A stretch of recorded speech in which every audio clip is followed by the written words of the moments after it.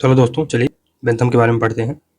ये 8वां अध्याय है यूनिट सेकंड का, UGC net political science paper second को हम लोग रिसर्च कर रहे हैं। राजेश मिश्रा सर की बुक है। चलिए आगे बढ़ते हैं। जर्मी बेंथम, इसका जो टाइम पीरियड रहा है 1748 से लेकर 1832 के बीच में रहा है। उनका जन्म कब हुआ था? 1748 में। कहाँ? लंदन में। जर्मी बेंथम की मूल रचनाएं कौन कौन सी हैं? पहली है a fragment on government. A fragment on government, ये 1891 में आती है। A fragment on government. दूसरा है an introduction to the principle of morals and legislation. An introduction to the principles of morals and legislation, ये 1879 में आती है। फिर कॉन्स्टिट्यूशनल कोड, ये 1830 में आता है। Constitutional code. Plan of parliamentary reform. Plan of parliamentary reform, ये 1817 में आती है बुक। फिर बेंथम्स रेडिकल रिफॉर्म बिल 1819 में। Emancipate your colonies. Emancipate your colonies addressed to the national convention of France as 1793, ये 1830 में बुक आती है। The principle of international law, ये ऐसे था। Principle of international law. Discourses on civil and penal legislation 1802 में। Discourses on civil and penal legislation. फिर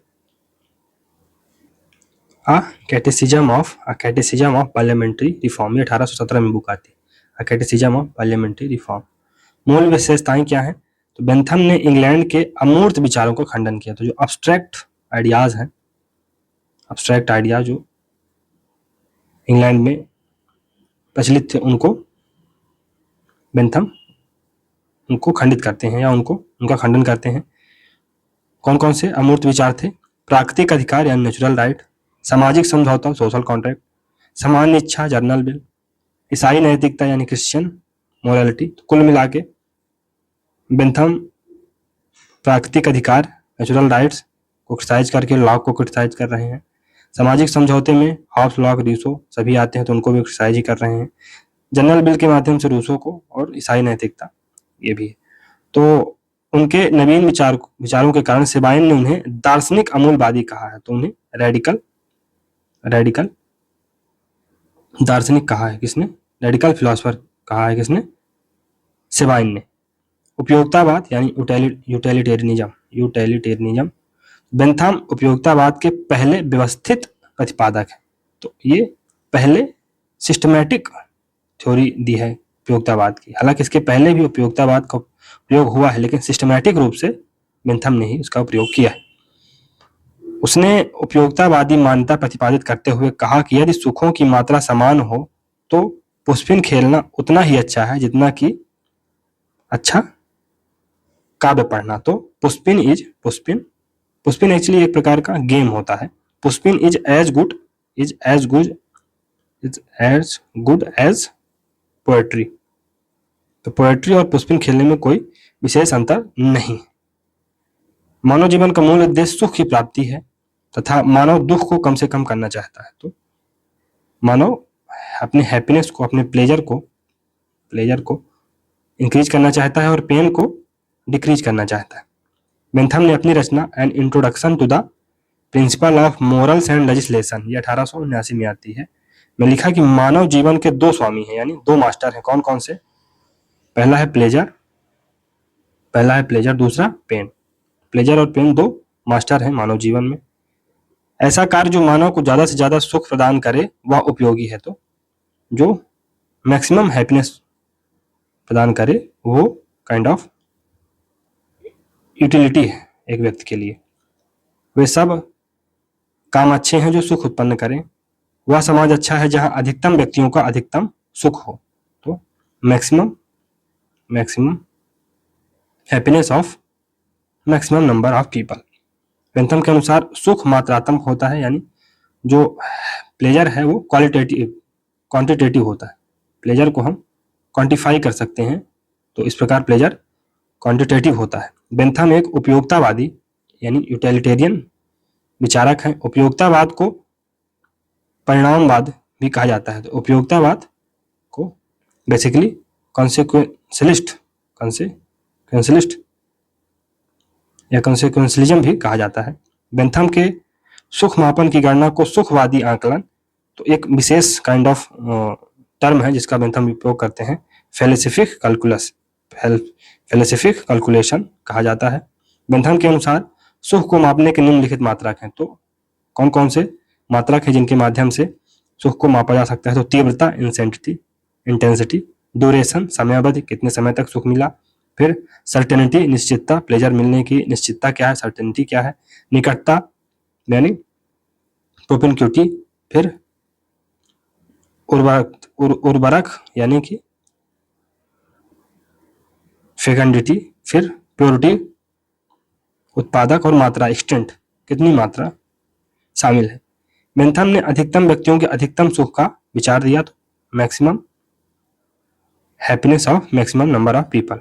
यह विचार हचिसन ने ओरिजिनली हचिसन ने दिया था। तो जो बेंथम थे उन्होंने ये विचार हचिसन से लिया है। सुख और दुख नामक शब्द इन्होंने पिस्टले से लिया है। तो सुख और दुख जो प्लेजर और पेन है ये वर्ड पिस्टले से लिया है, और maximum happiness of maximum number of people ये जो स्टेटमेंट है ये हचिसन से लिया गया। उपयोगितावाद और उदारवाद, तो यूटिलिटेरियनिज्म और लिबरलिज्म क्या है इसको देखते हैं। तो उपयोगितावाद उदारवाद का एक प्रकार है। तो जो यूटिलिटेरियनिज्म है एक लिबरलिज्म का ही एक प्रकार है, जो भौतिकवाद तथा सुख दुख के आधार पर संवैधानिक लोकतंत्र एवं अधिकारों को मान्यता देता है, और उपयोगितावाद का व्यक्तिवादी विचार है। राज्य, तो राज्य एक कृत्रिम संगठन है, यानी राज्य एक आर्टिफिशियल इंस्टीट्यूशन है। व्यक्ति के संगठित समूह को राज्य कहा जाता है। व्यक्ति सुख की प्राप्ति के लिए राज्य का निर्माण करता है। तो एक इंडिविजुअल या पीपल है ना, अपने प्लेजर को इंक्रीज करने के लिए राज्य का निर्माण करते हैं। बेंथम के अनुसार राज्य की प्रकृति यांत्रिक है, यानी राज्य कुल मिला के मैकेनिकल है। अतः बेंथम के विचार में व्यक्तियों को राज्य के द्वारा अधिकार प्राप्त होते हैं। फिर बेंथम के अनुसार राज्य ठीक है यदि वह सुख प्रदान करता है, अतः राज्य का आधार सुख है। तो है ना, that state is good which provide happiness या विच इंक्रीजेज योर प्लेजर। तो only that state is good which increases और विच इनहेंसेज योर प्लेजर। बेंथम ने राज्य को एक उपयोगी यानी यूटिलिटेरियन या कि यूटिलिटी का इंस्टीट्यूशन माना है राज्य को, क्योंकि यह व्यक्तियों के सुखों में वृद्धि करता है। अधिकार, तो राइट्स के बारे में क्या विचार है बेंथम का? बेंथम ने प्राकृतिक अधिकारों की संकल्पना का खंडन किया है। तो ये नेचुरल राइट्स को डिनाई करते हैं, उसकी भर्त्सना करते हैं, तथा प्राकृतिक अधिकारों को बकवास कहा है। प्राकृतिक अधिकार को ये कहते हैं, ये काइंड ऑफ क्रैप है, ये नॉनसेंस है, नॉनसेंस अपॉन स्टिल्ट है।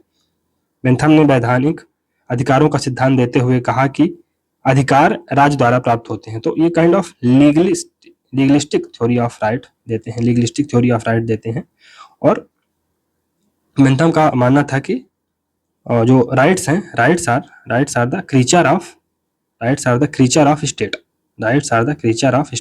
और क्रीचर ऑफ लॉ। संप्रभुता, तो सॉवरेनिटी के बारे में क्या ख्याल है बेंथम का? बेंथम ने संप्रभुता को हॉब्स की भांति असीमित, अदेय और अविभाज्य बताया। बेंथम ने सख्त विभाजन को अस्वीकार कर दिया।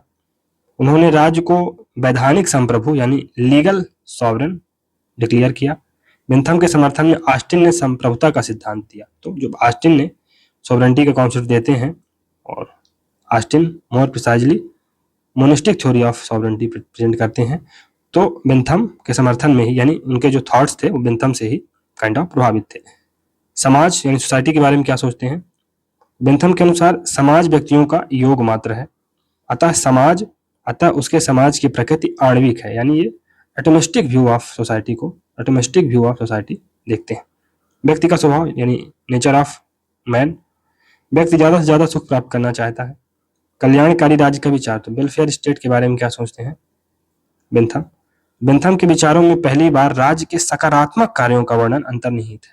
तो ये वेलफेयर स्टेट की बात करते हैं पहली बार। राज्य सामाजिक विधायन द्वारा कल्याणकारी कार्य करे, तो सोशल लेजिस्लेशन के माध्यम से राज्य वेलफेयर का कार्य करे।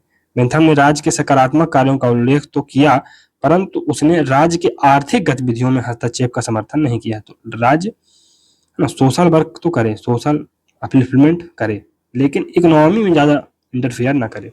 इसलिए उसके कल्याणकारी राज्य की संकल्पना आंशिक और अधूरी है। तो इस प्रकार ये काइंड ऑफ इनकम्प्लीट थ्योरी है ये वेलफेयर की। तो इससे अगर क्वेश्चन आता है कि क्या बेंथम को वेलफेयर थ्योरी ऑफ स्टेट से वेलफेयर थ्योरी से एसोसिएट किया जा सकता है, तो नहीं। क्यों? क्योंकि उन्होंने इनकम्प्लीट थ्योरी दी है, क्योंकि उसने आर्थिक रूप में हस्तक्षेपवादी राज्य का समर्थन किया है। तो जो नॉन इंटरफेरेंस या नॉन इंटरफेरेंस स्टेट का कॉन्सेप्ट दिया है आर्थिक क्षेत्र में बेंथम ने। सार्वभौमिक अहमवाद यानी यूनिवर्सल यूगोइज्म। तो सेबाइन के अनुसार बेंथम का विचार सार्वभौमिक अहमवाद का प्रतीक है। तो यूनिवर्सल यूगोइज्म का प्रतीक है बेंथम का विचार। इनके अनुसार व्यक्तियों का योग ही पूरा विश्व है, समाज और राज्य कृत्रिम संस्थाएं हैं। नैतिकता और राजनीति, तो मोरालिटी और पॉलिटिक्स, एथिक्स और पॉलिटिक्स क्या है इसके बारे में देखते हैं। तो मैक्सी के अनुसार बेंथम ने राज्य और नैतिकता के मध्य वैसा ही पृथक्करण किया है जैसा कि मैकियावेली ने नैतिकता और राजनीति के मध्य किया था।